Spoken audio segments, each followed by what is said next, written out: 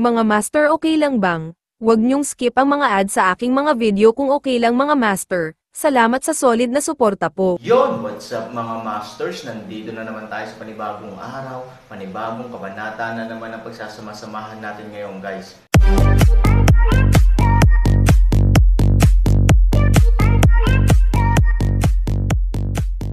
Bali mga masters, kung bago ka pa lang po sa aking YouTube channel, please click the subscribe button, lalong-lalo na po yung notification bell, guys, para maging connected pa rin tayo sa isa't isa at maging updated kayo sa mga susunod ko pang video. Bali mga masters, bago natin umpisahan ng kwento ay mag-shoutout po muna tayo para sa mga solid nating tagapakinig. Shoutout kay Fernando Jimeno, shoutout kay Nelson, shoutout kay Norlisa Sugay, shoutout kay Robert Tolentino. Yun na nga mga masters, no? Bali hindi na ito patagalin. In 3, 2, 1, let's go! Mga masters, 3 video po araw-araw ang i-upload natin. Ang bagong yugto ni Daryl sa Storytelling Channel sa YouTube mapapakinggan. Ang bagong kabanata, ito ay sa mangkukulam na elf. Sabi ni General Cassandra. Maya-maya tumingin si General Denki sa flag na nakikita ni General Cassandra at ito ay nagulat at sinabi. Tama ka nga General Cassandra. At maya-maya inalis na ni General Denki ang busel ni Charlie. At si General Cassandra ay nag-utos din. General Allen, humihingi ako ng tawad sa aking nagawa. Nais ko lang makasigurado na kayong dalawa ay nagsasabi ng totoo. Maaari mo na din alisin ang iyong pagkakabusel. Sabi ni General Cassandra kay General Allen. At si General Allen ay inalis niya na ang busel sa kanyang bibig. At si General Cassandra ay nagsalita ulit. Charlie, maaari ka nang magsalita. Sino ang babae na iyan? Si General Cassandra ay nararamdaman niya. Sa spiritual ni Sophie ay may kakaiba. Oo, si General Cassandra at Sophie ay magkapatid sa ama. Ang kanilang ama ay ang haring demonyo. Kaya ganito na lang ang pagnanais ni General Cassandra. Na malaman kung saan nagmula ang babaeng nakikita nila ngayon. Na nakalutang din sa hangin habang kausap ni Master Ken. Nang marinig ulit ni Charlie ang tanong ni General Cassandra, ito ay nagsalita at sinabi. General Cassandra, ang babae na iyan. Siya ang may dahilan kung bakit ako napahamak sa lahi naming mga elf. Dahil sa kanya, napilitan ako umamin sa lahat ng ginawa kong kalapastanganan. Sa aming lahi at sa lahi ng mga mangkukulam na elf. Lalo na sa kanila pinuno. Ang babae na iyan ay nagtataglay ng sobrang lakas na spiritual. Na kahit si General Denki ay hindi ito matutumbasan. Kung aking titignan, ngunit hindi ko alam saan nagmula ang babae na iyan. Dahil pangalawang beses ko palang nakita ang babae na ating nakikita ngayon na kausap ni Master Ken. Nung ako ay kanyang saktan at muntik ng patayin. At pangalawang sa mga oras na ito. Sabi ni Charlie nang marinig ito nila General Allen at General Denki, sila ay nagulat at si General Denki ay nagsalita. Tama ba ako sa aking pagkakarinag? Na ang lakas ng babae na iyan ay mas malakas pa sa aking tinataglay na lakas. Paano mo nasabi ang ganun salita? Nahihinaan ka ba sa aking kakayahan? Sabi ni General Denki, sa galit na tono at pagkabigla. Nang marinig ito ni Charlie, siya ay nagsalita ulit. Humihingi ako ng paumanhin General Denki. Ngunit nagsasabi ako ng totoo. Ang tinataglay na lakas ng spiritual ng babae na iyan ay sobrang nakakatakot, tulad ng aking nararamdaman nung ako ay nakakulong sa inyong kulungan sa loob ng kaharian. Nakaramdam kami ni General Allen ng sobrang lakas na spiritual at si General Allen ay nagtungo upang malaman kanino nagmamula ang spiritual na lakas na iyon. At sinabi sa akin ni General Allen na kay General Cassandra ang spiritual na iyon. Oo, tama. Ang lakas ng babae na iyan at ang nakakatakot na spiritual na kanyang tinataglay ay parang kay General Cassandra. Sabi ni Charlie. Oo, tama nga si Charlie. Ang tinataglay ni Sophie na spiritual at ni General Cassandra ay parang magkaparehas. Ngunit dahil sa paglilinang ng matagal na panahon ni General Cassandra, mas napalakas pa niya ito. At si Sophie naman ay hindi ganon nakafocus sa paglilinang dahil ito ay tumutulong sa paggawa ng mga elixir at mga gamot noon pa man. Nang marinig ito ng lahat, sila ay gulat na gulat, lalo na si General Cassandra. At ito ay nagsalita. Mukhang totoo nga ang sinasabi ni Charlie. Nararamdaman ko sa babae na iyan, na may kakaiba sa kanyang spiritual.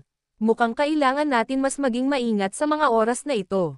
Ang lahi ng mga elf ay mas lumakas pa dahil sa babae na iyan. At kung ating iisipin, ang lakas ni Master Ken ngayon ay nasa rurok na. Ang kanyang spiritual ay napakalakas.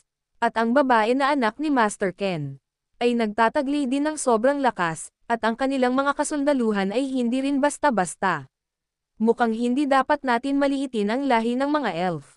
Kailangan natin paghandaan talaga ang pwedeng mangyaring labanan sa lahi nating mga demon at lahing elf. Sabi ni General Cassandra at ito ay tumingin ulit kay Sophie. Siya ay may kuryosidad sa kanyang puso. Kung ano ang kakaiba sa spiritual sa babaeng kanyang nakikita sa mga oras na ito. Maya-maya ito ay nagsalita. Halika na kayo. Bumalik na tayo sa ating kaharian. Bago pa tayo mapansin ng mga kasundaluhan.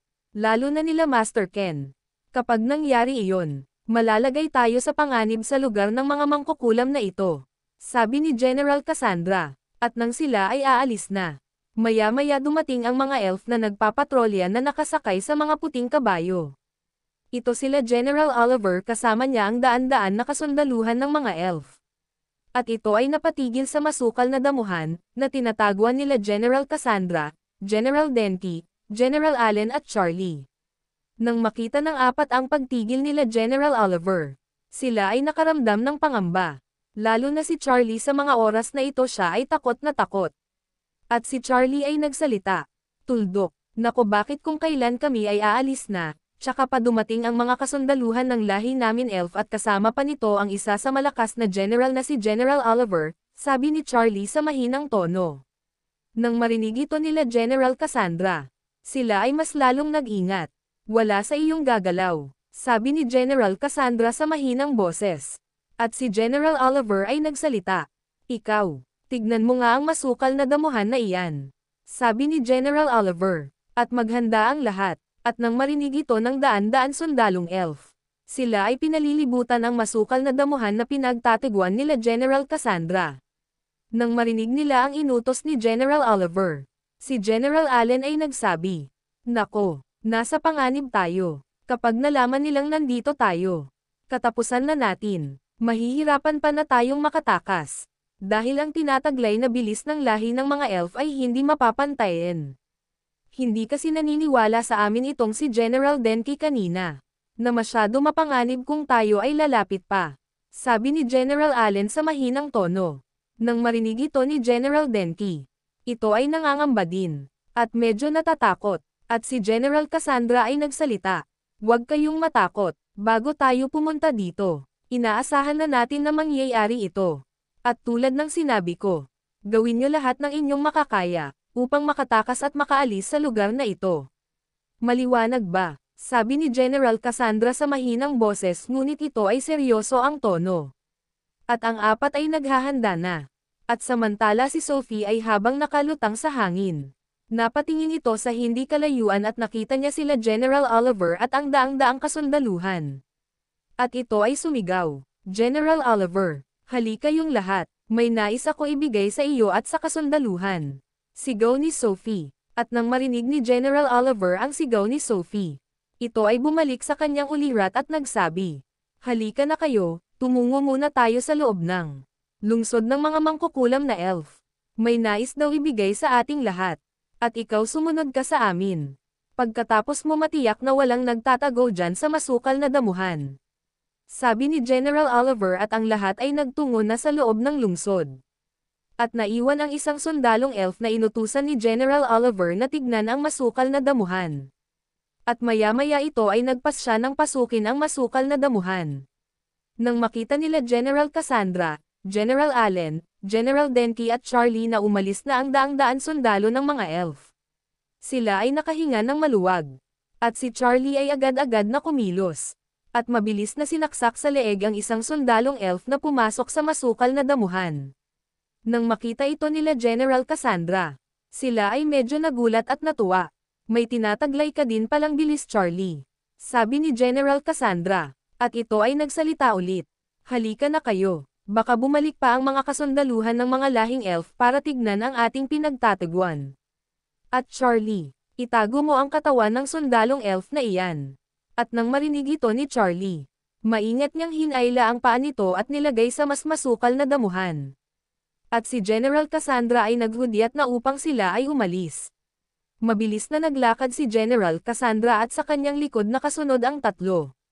Ilang minuto ang lumipas. Medyo nakalayo na sila General Cassandra, General Denki, General Allen at si Charlie sa lungsod ng mga mangkukulam.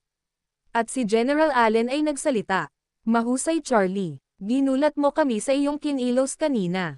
Sa isang iglap na patumba mo agad ang isang sundalo ng mga elf. At si General Cassandra ay nagsalita din. Mahusay ang ginawa mo Charlie. At mas lalo mong napatunayan sa akin na kaya mo talaga pumatay ng mga kalahi mo. Tuldok, mapapakinabangan ko ang iyong talento kapag dumating ang araw na tayo ay magkakaroon ng isang digmaan laban sa lahi ng mga elf. At sa ngayon, kailangan na muna natin makaalis sa nasasakupan ng lahing elf at makabalik sa ating kaharian. Sabi ni General Cassandra. At nang marinig ito nila Charlie at General Denki. Si General Denki ay napabulong sa kanyang sarili. Napakasimple lang naman ng ginawa ng elf na ito. Na kahit napatunayan niya na siya ay nagsasabi ng totoo. Wala pa rin akong tiwala sa elf na ito. Pati na din kay General Allen. Bulong ni General Denki. At si Charlie ay nagsalita. Lubos ko kinararangal General Cassandra na makatulong ako sa lahi niyong demons. Laban sa lahi ng mga elf. Sabi ni Charlie nang nakangiti. At si General Allen ay hinawakan sa balikat si Charlie habang ito ay nakangiti. At maya-maya, si General Cassandra ay nagutos na. Tayo nang lumipad. Hindi na siguro tayo nila mapapansin kung tayo ay lilipad. Kaya bilasan na natin. Si General Cassandra ay mabilis na lumipad sa kalangitan. At ang tatlo ay mabilis din sumunod. At sa mga oras na ito si Charlie ay lubos ang saya ng nararamdaman habang sila ay lumilipad pabalik ng kaharian ng mga demonyo. At siya ay nabulong sa kanyang sarili. Ito na ang simula sa lahat ng aking pinaplano. Kayong mga elf, humanda kayo sa oras ng aking pagbabalik sa lugar na ito. At sa aking pagbabalik, siguraduhin ko ang buong lugar ng mga elf ay mawawasak at ang lahi ng mga elf ay mabubure sa daigdig. Bulong ni Charlie sa kanyang isip. Bulong ni Charlie sa kanyang isip. Yun na nga mga masters, no? Bali panibagong kabanata na naman yung natapos natin ngayong gabi. Muli, maraming salamat po talaga sa walang sawang suporta po sa aking YouTube channel na talagang inaabangan nyo po ang bawat upload ko po. Bali mga masters, magkita-kita ulit po tayo bukas ng gabi at ngayon po ay magpapaalam po muna tayo. Bali mga masters, bye-bye!